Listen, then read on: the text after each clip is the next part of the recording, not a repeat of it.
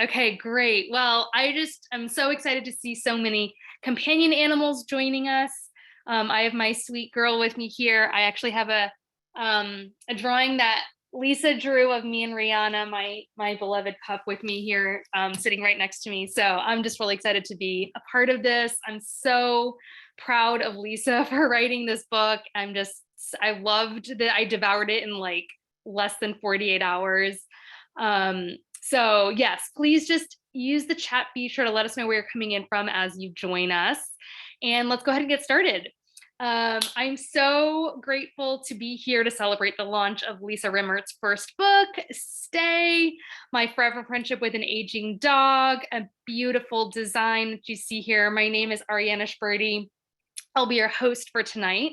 For those of you who know me, you know I've been an animal lover my whole life. Oh, there's my mama, with a special emphasis on adoring dogs. And I think there's just something so amazing about dogs that's so powerful and inexplicable. And I suspect most of you know what I'm talking about by being friends with Lisa and just being with us here tonight. So I'm excited to get to it, to celebrate this amazing feat of writing a book. It's a huge endeavor, and I know Lisa's going to get into that a little more throughout our hour together. So I want to hear how she was able to capture that power of dogs and the bond that we are able to have, and this book has that. So a little bit about me and Lisa and our friendship. I met Lisa, through our work in farm to animal advocacy, and she writes a little bit about that. But we really bonded over our love of our companion pups. We both lived with our senior dogs who shared very similar trajectories. They had become major parts of our lives and identities, and even had the same veterinarians at different points. So yeah, there's a lot of commonality. And again, I'm just so honored to be here today. So before I introduce Lisa and we dig into her book, I wanted to take a few seconds to go over a few notes. This conversation is being recorded for those who can't make it with us tonight. Everyone's going to stay muted throughout this session, but please use the Q&A feature to ask questions, and don't hold on to them as they come up. Just throw them in the chat, because I don't want you to forget anything, and I do want this to be as dynamic as possible. So I think everyone knows where that is, but it's at the bottom, and my features might be a little different. But in the bottom where you see the mute, there'll be a section for Q&A, so throw anything in there. Because the chat can sometimes go fast, I just want to alert you to try to put questions there, but please do use the chat to connect with one another. And there is a section for panels. If you're having any tech issues, just don't hesitate to reach out to me. So enough about that. Let's talk about Lisa's book. I think all of you know Lisa. She has this amazing gift for writing, for speaking, for fundraising. She's been an animal lover her whole life as well. Has over 15 years of experience in marketing, public relations, fundraising. She has a master's in PR from Webster University and bachelor's in mass communications from Southern Illinois University. She's a member of the Dog Writers Association, which I had never heard of until I met Lisa, and I love that that exists. The Independent Book Publishers Association and Women Funders and Animal Rights. Her work has been published on thebark.com, and her jokes, which I have heard and laughed very actually out loud in bars and comedy clubs all over the US. And her first book is now available in paperback and ebook. So please join me in welcoming Lisa Rimmert.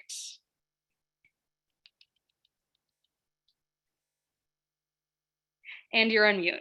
Thank you. Sorry, I have like so much going on two screens. So if you see me looking over here, I'm still paying attention, but I've got the dual monitor situation going. And once you go dual monitor, you'll never go back. I can't do anything unless I'm on two monitors. But that's not what this is about. I'm going to go ahead and tell you all a little bit. So if you've been to like an author talk or a book talk or anything like that, you've probably noticed one of the things that people often do is an excerpt from the book. And instead of doing that, I wanted to, because I don't really think there's like one part of the book that like tells you the story really well. So instead of that, I put together a little slideshow, and I want to share with you kind of like what is the book about? Like, tell us, don't just give us an excerpt, tell us what this thing's about so that I can feel confident when I buy it. So that's what I want to do. I want to start with a poll, and hopefully everyone can see this. Let us know in the chat if you can't, but I want to know if you have ordered your copy of Stay yet. So this is not like no one's going to get shamed if you haven't. I just want to get an idea of who is here in the audience and what you might know already about the book. It looks like I'm going to end it in 5 seconds. So get your answers in, but they're coming in quick, and it looks like most people-ish have ordered a copy already, which is really cool. I'll say a little bit more about this later in the slideshow, but there's like no words. I just told somebody that the other day, and I apologize if you're on here and I can't remember who it was, but somebody said they ordered the book, and I was just like, you know what, there are not enough varies in the world for like how very, very, very cool it is to see people with the thing that's like, become an actual book and it's in people's hands. So definitely let me know when you order it, because it's like a little jolt of excitement every time. Let me share this poll so everyone can see. So it looks like 67% or so have ordered, and then notice I don't even have a no option, just yes or not yet. But 33% of you haven't. So I'm gonna tell you about the book with the assumption that you have no idea what it's about, just in case there are people that don't know anything about it. I'll stop sharing this poll real quick and move on to a little summary of the book. So you're supposed to, as an author, have like a one-liner, right? If like an elevator pitch, if people ask you what your book is about, which let me tell you how hard that is, taking like 70,000 words and distilling it into one sentence. But I came up with the kind of a theme that runs through the book, which is essentially that I think it's a heartwarming and humorous book. It's a memoir, and it's about how me, one woman named Lisa, set about trying to ignore and deny and kind of will away like my dog's mortality, right? So I didn't want to face that she was getting old and that I would lose her one day. I was just trying to like do my best to ignore that and push it away as much as possible. So I think for a lot of people, the first question they have in their mind, or they ask their friends or family when they hear about a book about a dog is, does the dog die? And so for some people that is a deal breaker, and I get it. And so I'm not going to tell you right now if the dog dies in the story, but I will tell you that the story begins when my dog Dakota was 13 years old. So you can kind of surmise how the story goes. But basically, she was 13. This is actually the picture that was used for the illustration on the front of the book, which I have also in a little poster behind me. And I want to give, she's not able to join us tonight, but I want to give a shout out to Robin Ridley, who designed the cover, front and back cover, which really made it feel like a real book to me. And then Rachel, I agree, what a cutie. Rachel Mcguire is the person who actually took this picture of Dakota that I think I just had on Instagram, and she fished through my Instagram and found a picture she liked and did an illustration that we used for the cover. So it is even more near and dear to my heart now. So the story of Dakota really, or the story of me and Dakota, begins when we adopted her, Brad and I, or B-Rad, I think he would like to be called, if you all were paying attention to the chat earlier. When we adopted her when she was just a puppy, and we were also just puppies, especially me. So I had just graduated from college, gotten married, moved in with Brad. And then the first thing on my list was like, okay, we're adults now, we got to adopt a dog, right? Like that's number one. So that's what we did. And when we adopted Dakota, I had, go back there. I had grown up with dogs, and And this was my first dog though, really. You know, like you have dogs that are like mine when you're growing up, but Dakota was my first mine dog. And my soul dog, I like to call her. So I want to ask a question. This is not a poll because I kind of want everyone to see everyone's answers.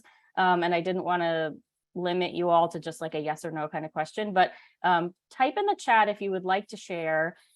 Do you currently live with a dog, cat, or other animal who's 8 or older? And the reason that I'm asking specifically about 8 or older is not to like discriminate against anyone who's 7, but and I can actually hear my new dog outside barking.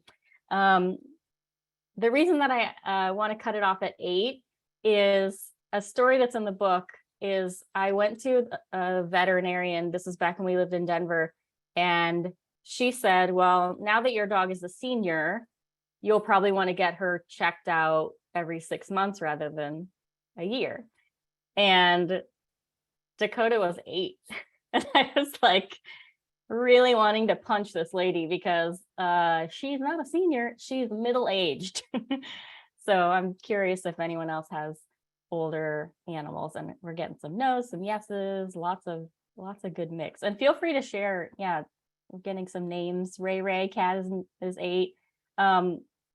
There's something special about, I mean, obviously, as Aryenish said, there's something special about dogs in general and all animals, but especially the older ones with the gray faces. There's really something special about them. All right, so these are the dogs that we had growing up. I think my parents are on here, so they could chat their own perspectives if they'd like to, but I think that we had a different perspective about pet ownership back when I was a kid. And so we had a lot of dogs and we moved around a lot.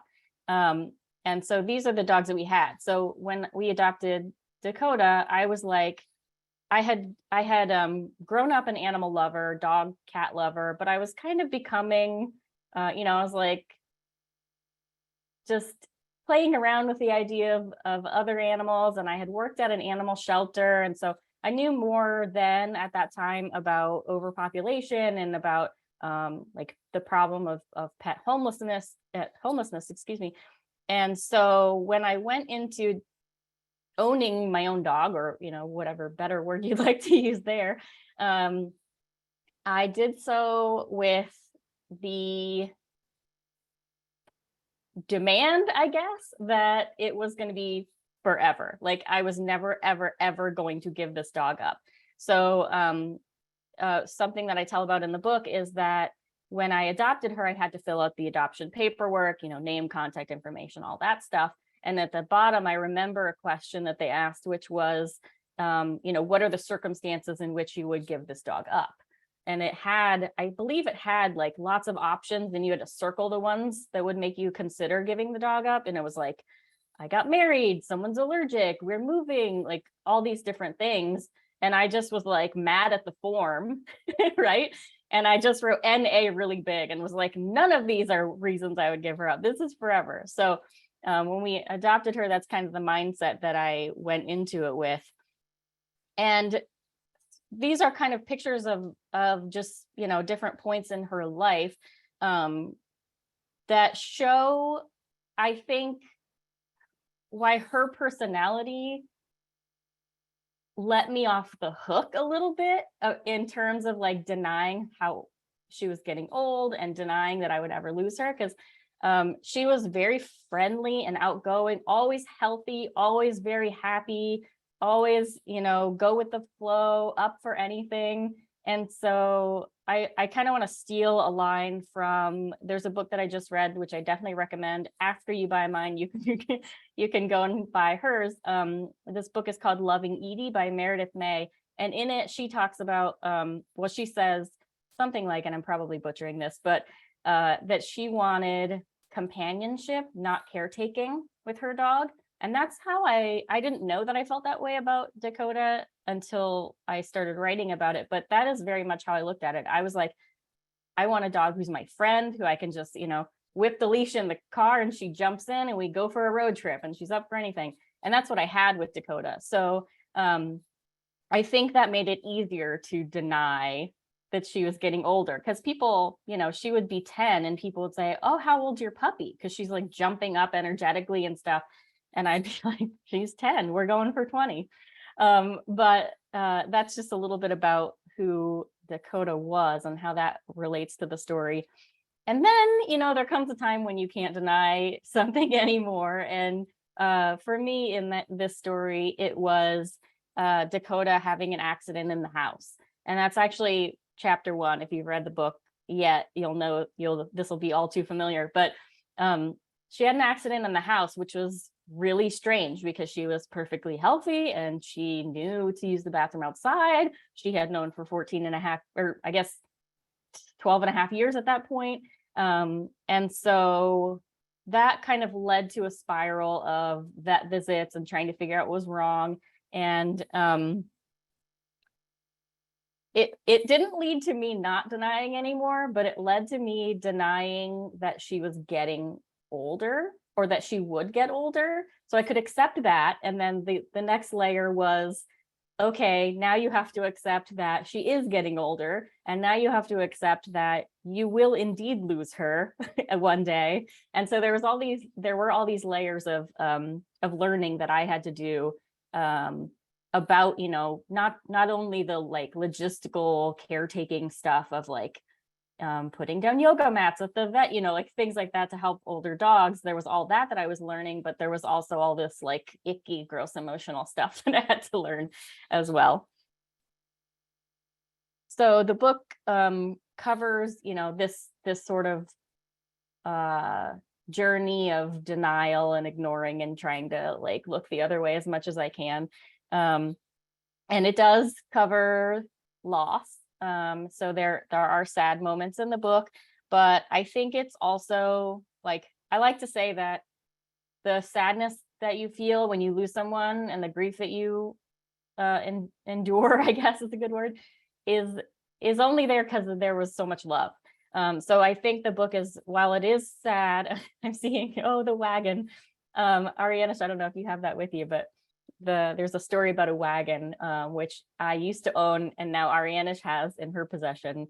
But the grief you feel it's only there because there was so much love, right? Otherwise you wouldn't have anything to be sad about. So the book has sad parts, as any book with a senior dog may have. But it also has humor, and it has, I think, as much, if not more, joy than anything.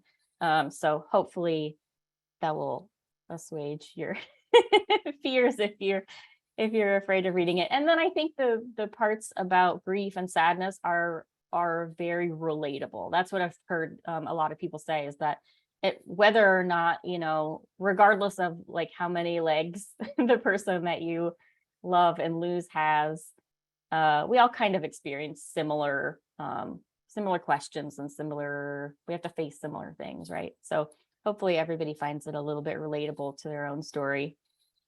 And then I said that I wanted to share this earlier. This is just some of the people who have purchased the book and took the time to not only take a photo of themselves with it, but send it to me and then let me use it in my slideshow.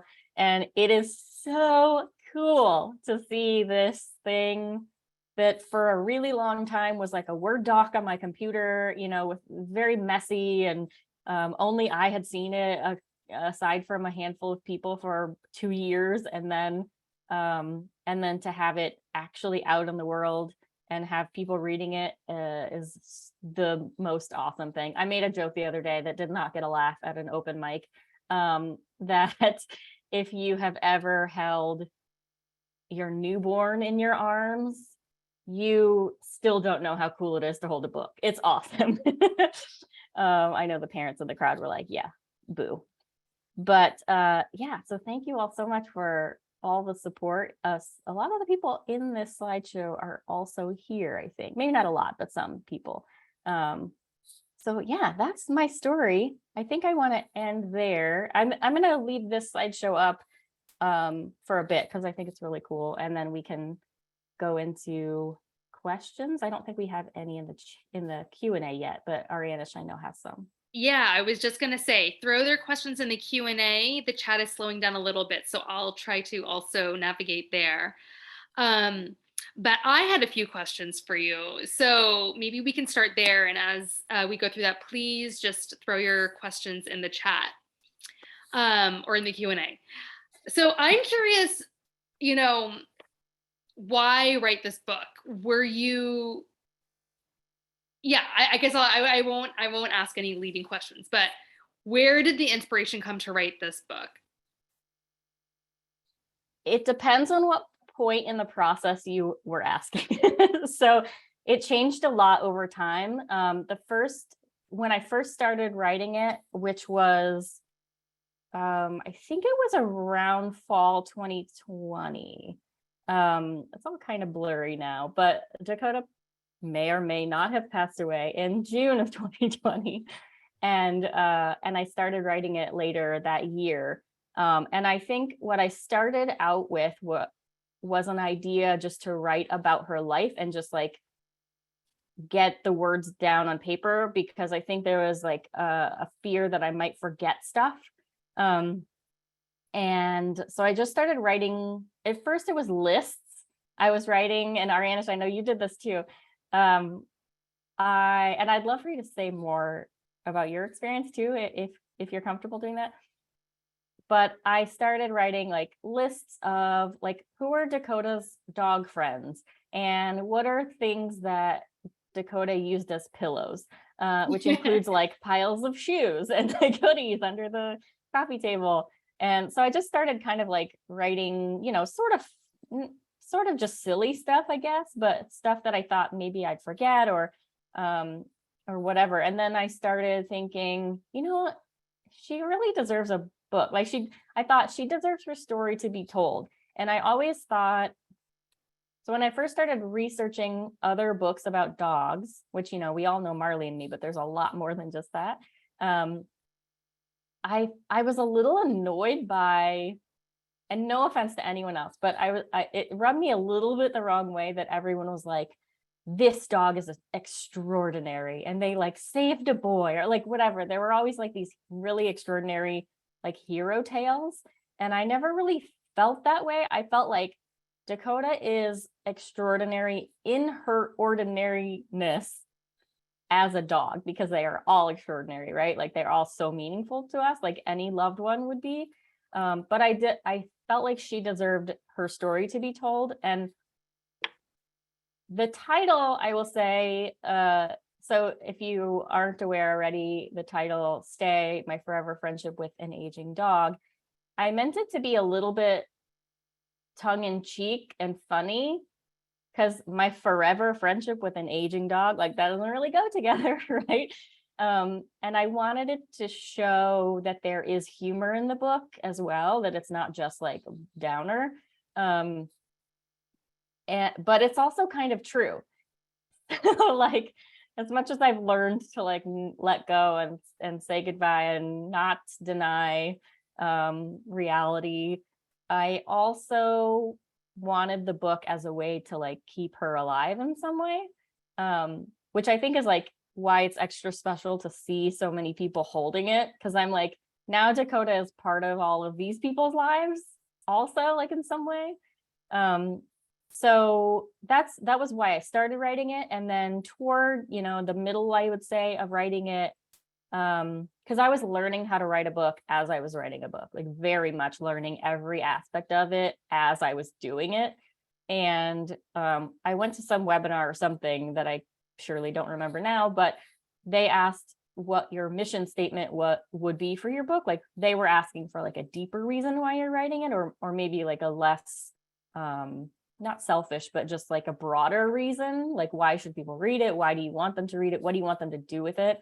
And I really thought about that. And I think what I want people to do is read it and then be inspired to be more present with their loved ones, and especially their animals, and especially their older animals.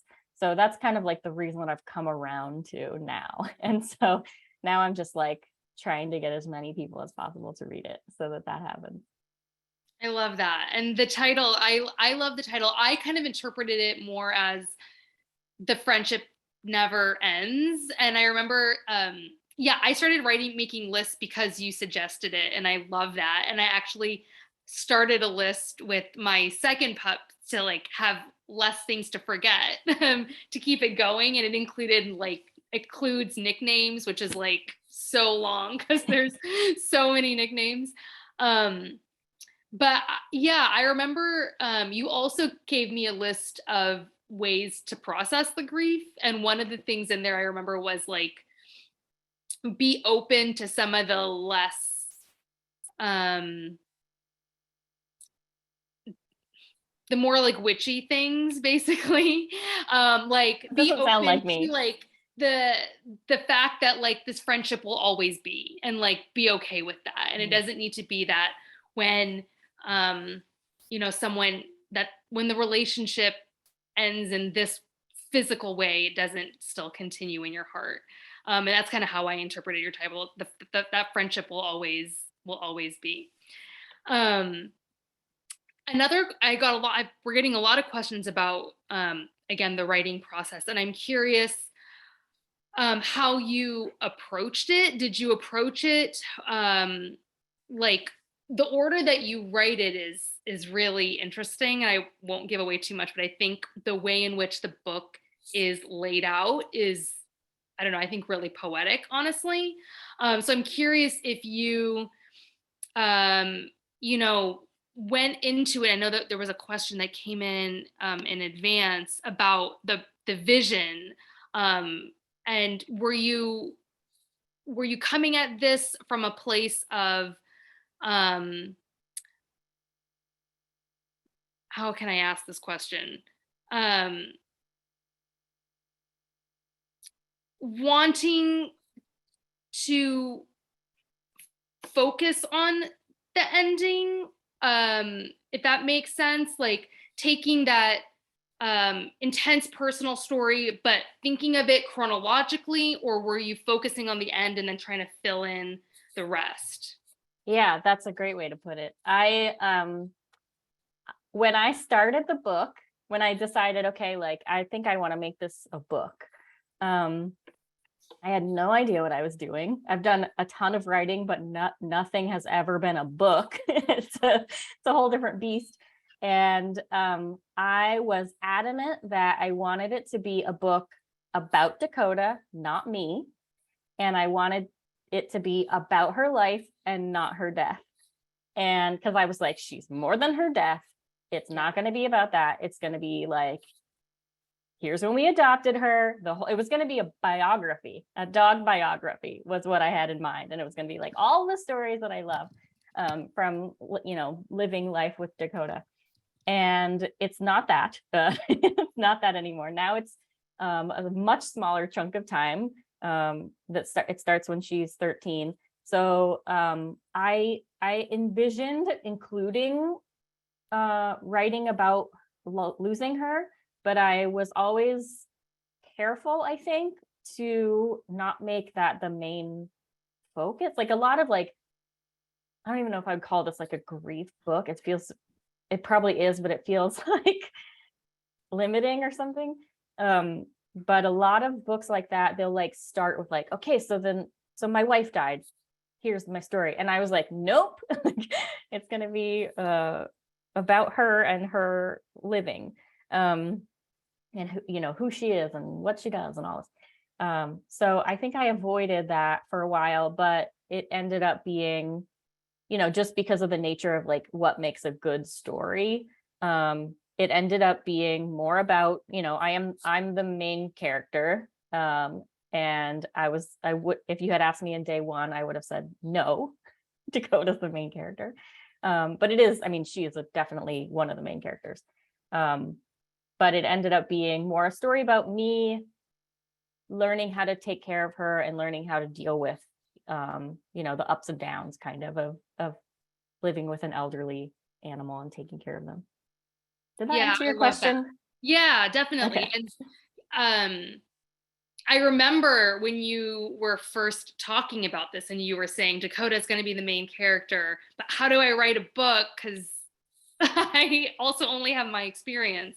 I think you wove that, you threaded that needle really well, because so many of the books that were out there, there's also The Art of Racing in the Rain, and it's very much, it's it's a very different kind of tone. And I don't think most books around companionship with animals, especially domesticated animals, really honors their experiences and the way their life and celebrating their life, in the way that I think you really captured it.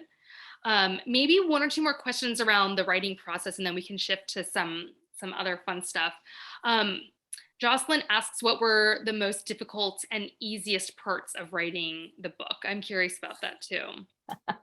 This question is the most difficult part. um, oh, I don't know if anything was easy. It was really a lot more challenging than I thought it would be. Um, I sometimes I can go into things, if it's something that I have some experience with, like writing, I can go into it thinking, okay, maybe this takes other people like 2 or 3 years, but like they're probably just making it harder than it needs to be. Like I can knock this out pretty easily. And that is not the case. And then there was also, I had a lot of, I guess denial is a little bit of a theme going on here, but I had a lot of denial around, like people would tell me, if you want it to be a good book and you want people to read it and enjoy it and people to buy it, you need to put money into, they were like, there's 3 kinds of editing and you have to pay for this one and then pay for this one and then pay for this one. And I was like, I know how to edit. All right. Like I'm not a novice. Like, so I went into it overconfident and got really just shown my place, and did end up paying for a lot of editing. And also having some friends help me out with that for not money. So it was, the whole thing was hard.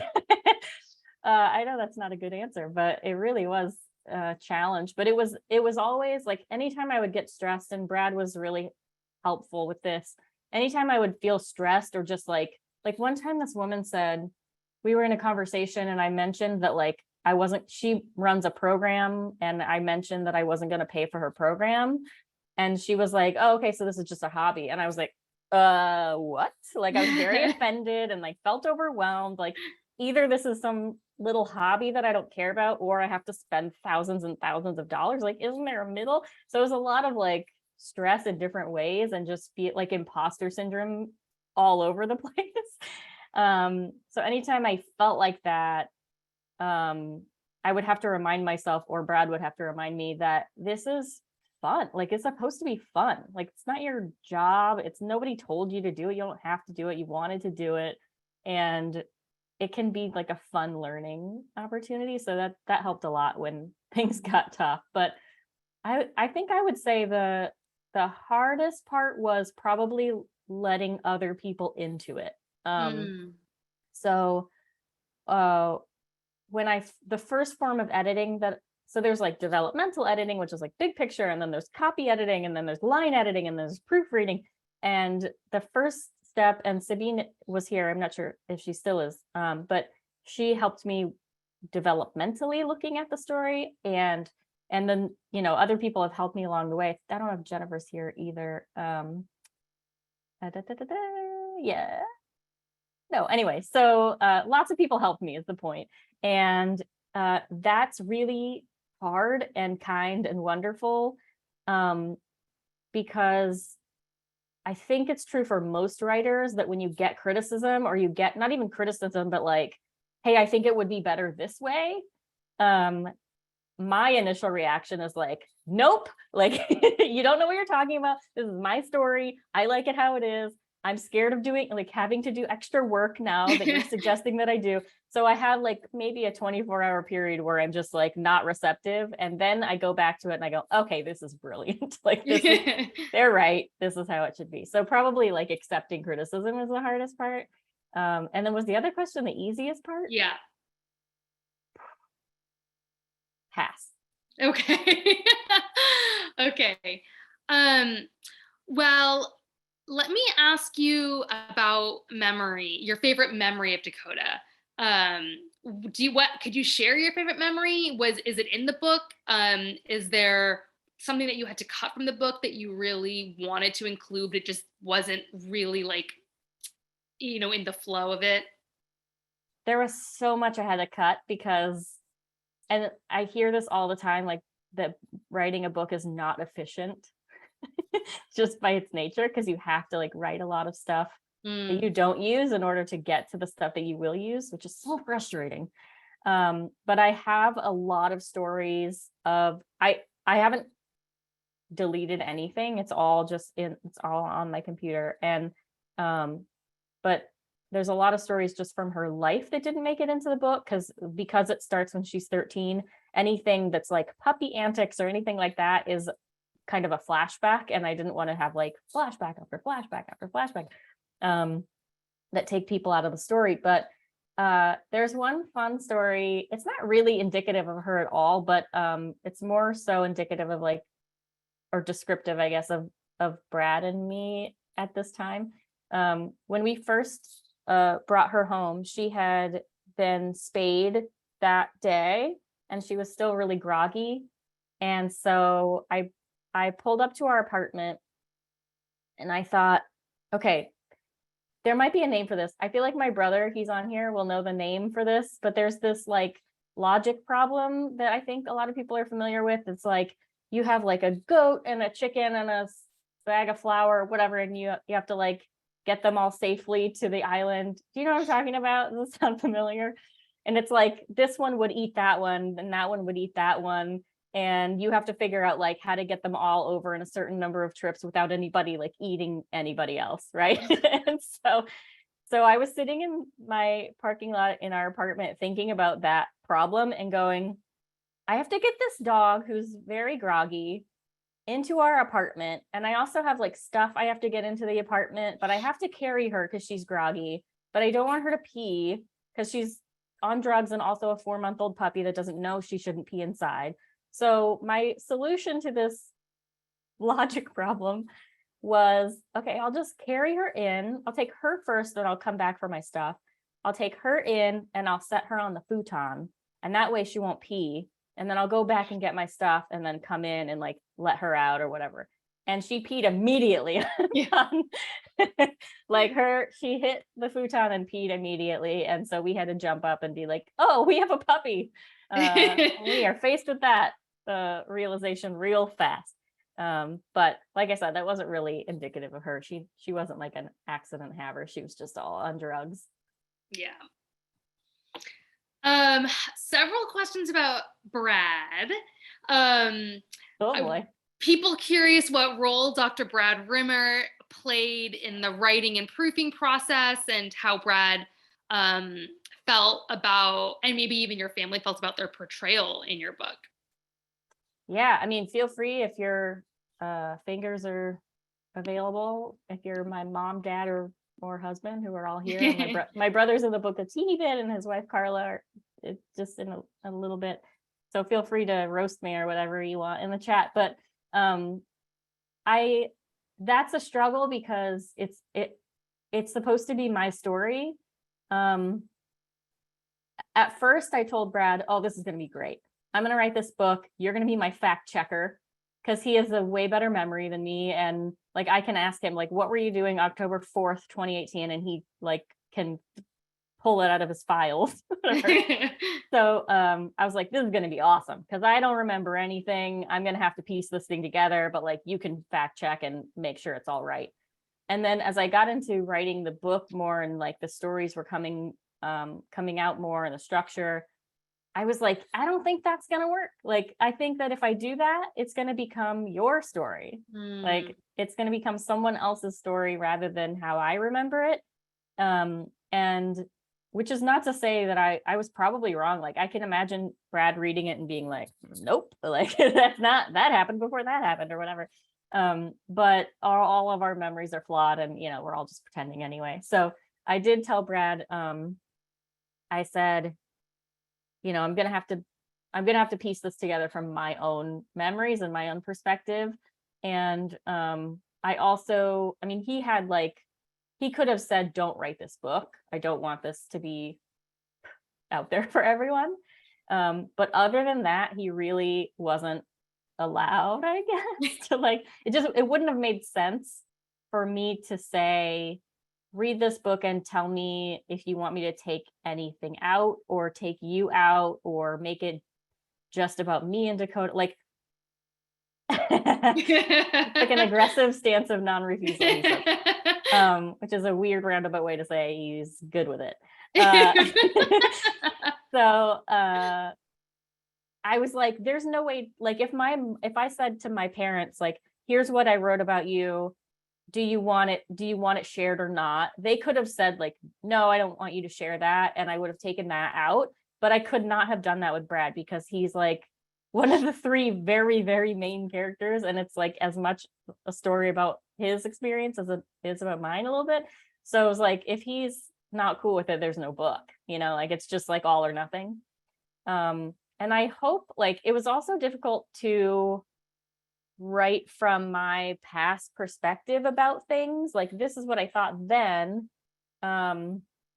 which might have been like short-sighted or just in the moment angry or, whatever. It was difficult to write about that, where like now Lisa was like, but I don't feel that way now. Like, so I hope that I portrayed everybody well and that they felt it was fair. I think I gave my brother and sister-in-law and mom and dad, like, I was like, do you want to read this thing before it goes out? And they were all like, no, we're good. And then I was like, so in my family, I'm the one with the least secrets and boundaries and stuff. And so sometimes they're like, Lisa, don't post that picture.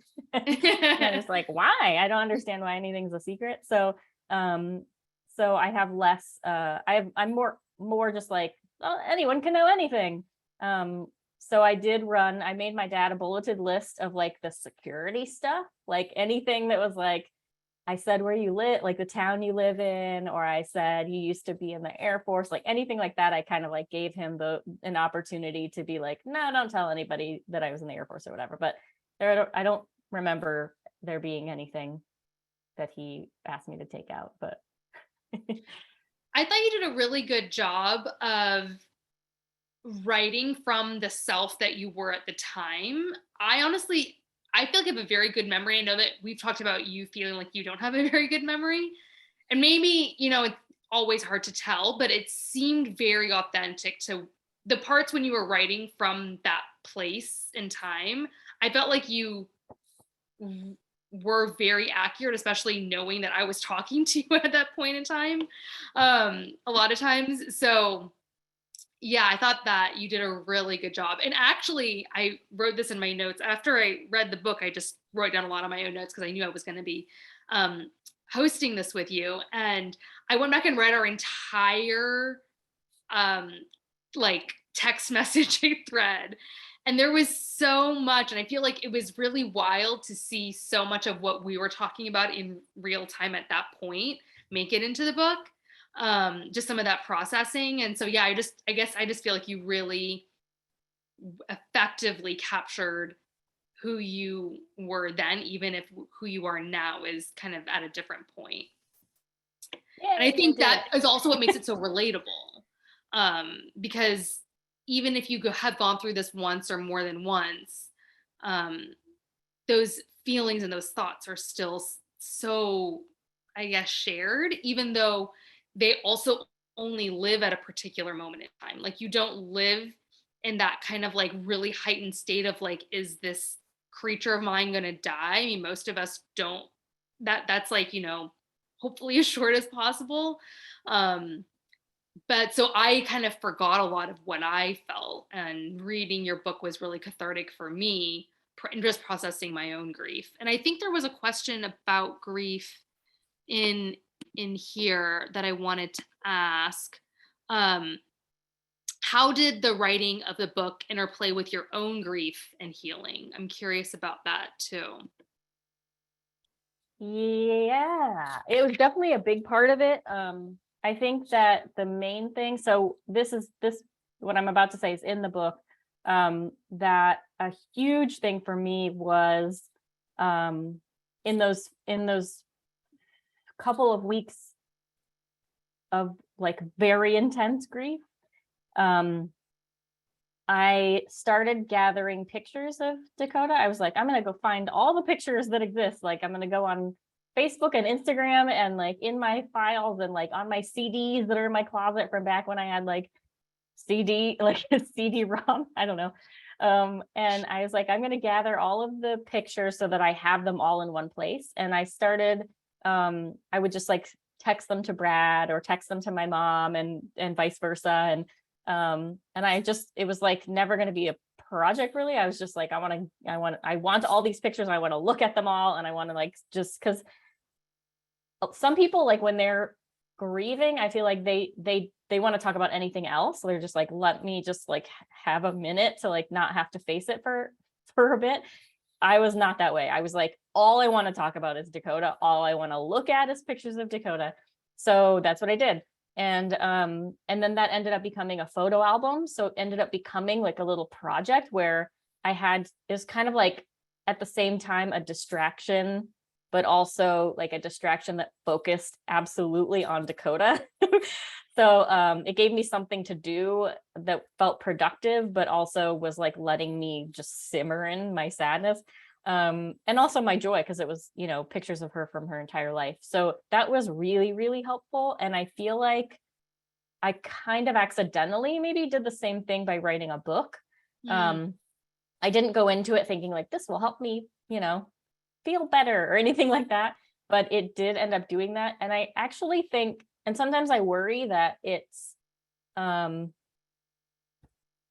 like a thing, shout it out in the chat if you know more than I do, but there's a phenomenon or something that's like every time you retell a memory, it changes your memory of it because you start incorporating your story of the story.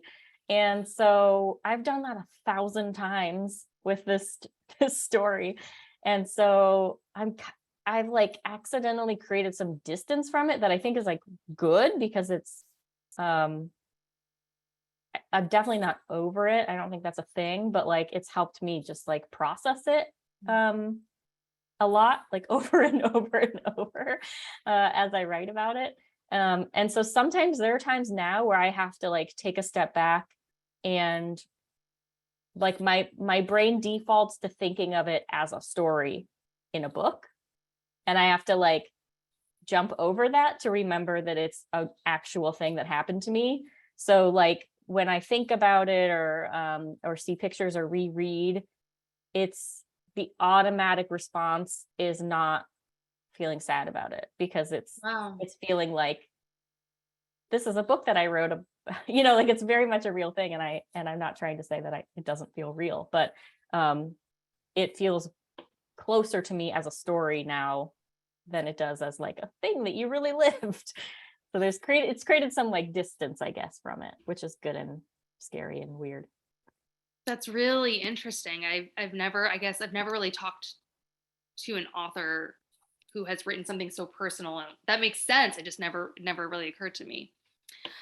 We have a few moments before we get to our drawing, but I wanted to ask one more kind of more substantive question, and a few kind of quick logistical questions. I love Jill's question about how did you and Brad know that you were ready to start exploring looking for a new pup? I think that's a really personal question, but I am curious what your response is to that. Yeah, and Brad, chime in on that chat. There's a little bit. So one of the things that I definitely did not want this book to do was we took care of an elderly dog and then she passed away, but don't worry, we got a new dog and everything's better. Like that's not the story. And I didn't want that to be how the book was. And so my dog now, Phoenix, is not in the book. Don't tell her that. But she keeps being like, my book is out. But the book kind of cuts off at like the point right before we adopted Phoenix, which was 2.5 weeks after Dakota passed away, which sounds bananas now, but it probably is.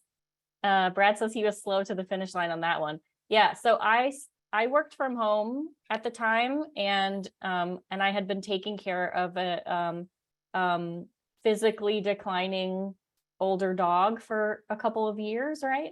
And so everything about my day and night was like punctuated by Dakota. I was like, get up to take a pee break, take Dakota out for a pee break, like all these things. And so, and my mom can attest to this, I was very lonely after, like when I went back to work, and I mean, back to work, I was at home, but when I started working again, and was just like, what do I do? Like, what do I do? I just like took a pee break, and all I did was like go pee myself. Like, what is that about? It just felt, I didn't know who I was. I was like, I don't know who I am without a dog. I had Dakota since, I mean, I had never been an adult without her. So I just was like, who do I talk to, and what do I look at, and what do I talk about? And like, it was all Dakota. So I started just like, well, just look on Pet Finder and just, start thinking about it. But that's a fast moving train to get on.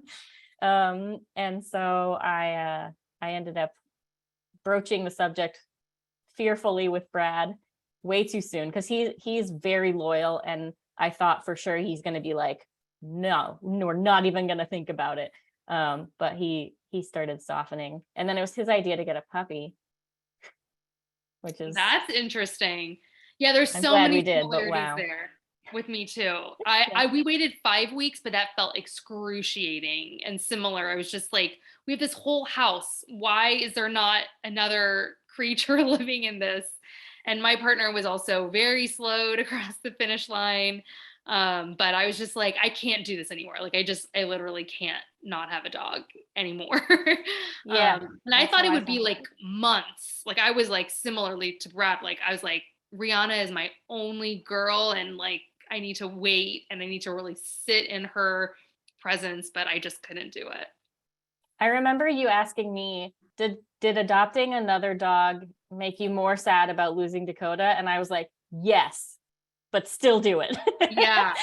I was like, everything they do, I never compared really. Like, I never was like, I want another Dakota or anything like that. But everything, a new puppy that like has never met you and doesn't know what you're talking about and doesn't know your nonverbals and like doesn't pee outside, like that was a stark contrast to like the person who had been your best friend and paying attention to you for 15 years, and you were on the same page without even talking. Like, so Yeah.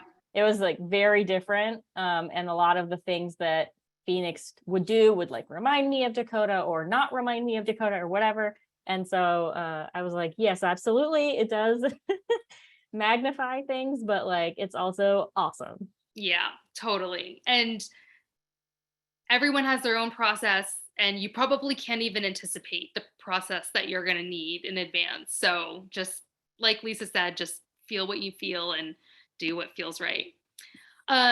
So a quick question, is there an audiobook version of your book? And if not, will you be making one? I thought that was a good question for Yeah, our group.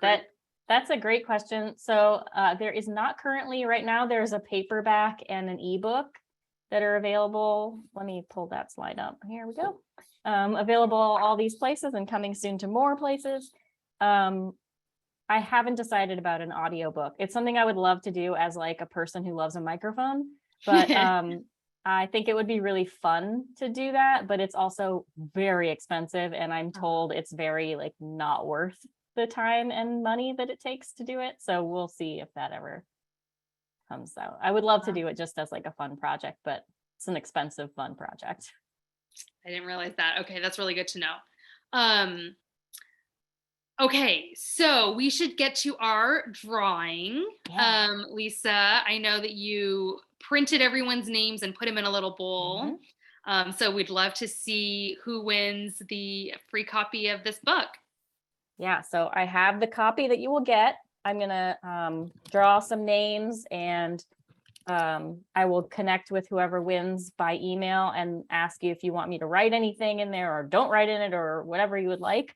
And then I took the liberty of getting a dog bowl and putting all your names. This is everybody who RSVP'd. So we might end up drawing somebody who wasn't able to attend. And that is okay too. But this is everyone who RSVP'd, and I'm not looking, no cheating. Let's see who we got. Oh, we have Ashley Schnepp. Congratulations. I saw her earlier. I think she's still here. You're the winner. This is yours. Awesome. Okay. There were a few more questions that I thought were really good.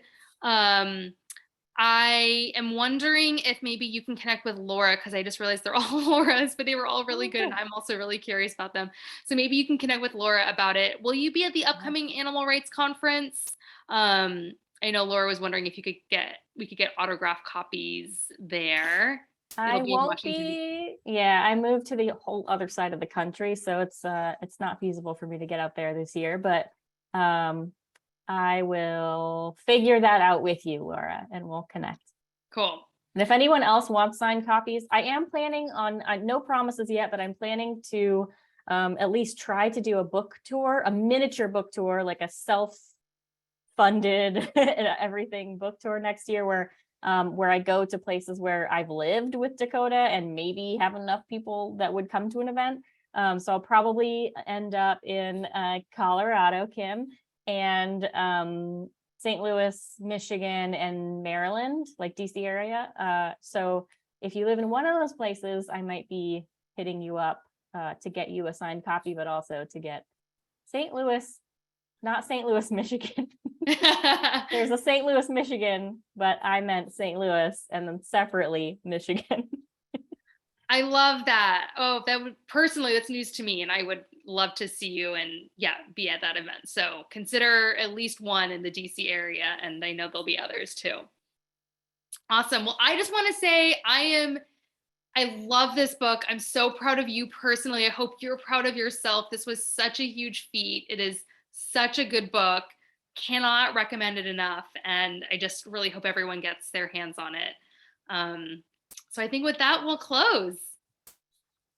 Thank you so much. Thanks everybody for taking an hour out of your day and evening. And for the East Coasters, it's pretty late. And for the West Coasters, it's like you had to rush home from work and feed the dog really quick and then get on here. So thank you so much for taking the time and being so active in the question and answer in the chat. I've been like trying to look at those also while talking, but I'm gonna have to go through it all, so I make sure I hear all the names of your pets and all the questions that you had, and I'll follow up with anyone who asked a question that we didn't have time to answer. Awesome. Okay, well, it was so great to be with all of you, and we'll talk soon. Bye. Bye.